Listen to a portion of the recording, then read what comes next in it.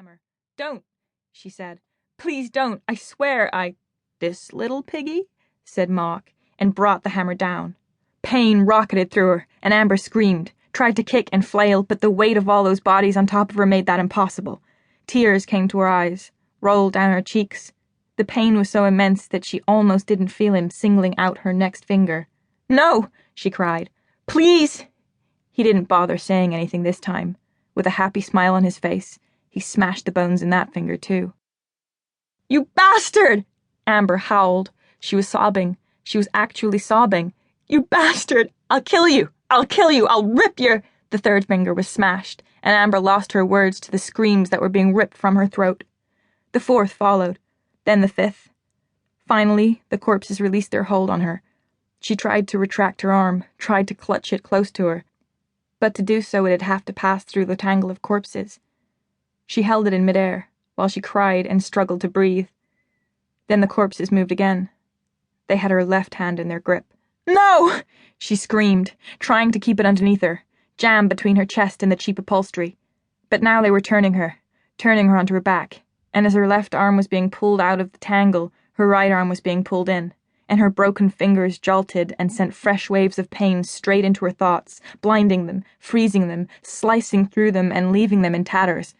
When the wave crested, and her thoughts became her own once more, her face was pressed tight into someone's torso, and she could feel the surface of the table beneath her left palm, and Mock's grip on her thumb, and she squeezed her eyes shut. The hammer found its target, and she gasped. It found its next target, and the next one, and now she was screaming once more, but it didn't change anything, because she only had 2 fingers that weren't broken, and Mock quickly reduced that to 1. Amber fought the urge to puke. If she puked, she'd choke on her own vomit.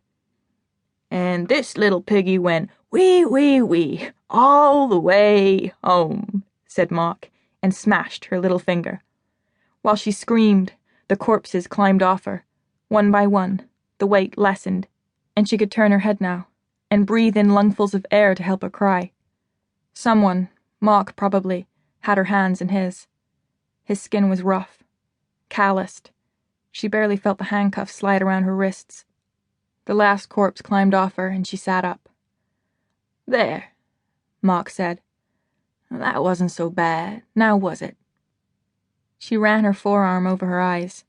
That movement alone was enough to bring fresh tears, then blinked at him as he sat there, smiling. "I didn't want to have to do that," he said, "but I'm a cautious fellow. I see that you have sharp teeth, too. Let's do each other a favor, okay? You try not to bite me, and I won't smash each and every one of those pearly whites. I'd hate to have to ruin your beautiful smile. It is beautiful, ain't it? I bet it is. Smile for me. Go on. Just a little smile." Her demon side wanted to snarl and snap and sneer, but her human side, the ugly, ordinary, weak side, just wanted to be spared any more pain. She raised the corners of her mouth in a twitching, pathetic smile. "I knew it," said Mock. "I often wondered how much better looking I'd be if Astaroth had made me a demon, instead of bestowing upon me the gifts I'd asked for. I'd be taller for a start, huh?"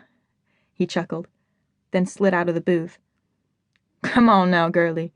The shining demon don't like to wait." It took a few moments, but Amber got out of the booth, stood on shaky legs. The circle of black powder Mock had made was just big enough for the 2 of them to stand in. "Careful not to scuff the edges," said Mock.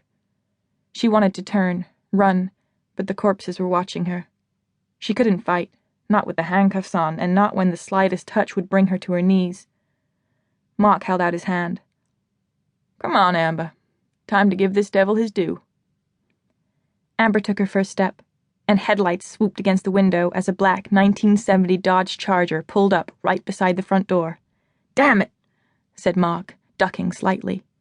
The waitress clamped her hand over Amber's mouth, muffling her cry of pain as she was dragged backwards. The other corpses went back to their seats while Mock stood at the counter with his cap pulled low, pretending to read the menu. The diner door opened, and Milo walked in. Tall, clad in blue jeans and cowboy boots and a dark shirt with some gray in his hair and some gray in his stubble, he was usually good-looking enough to make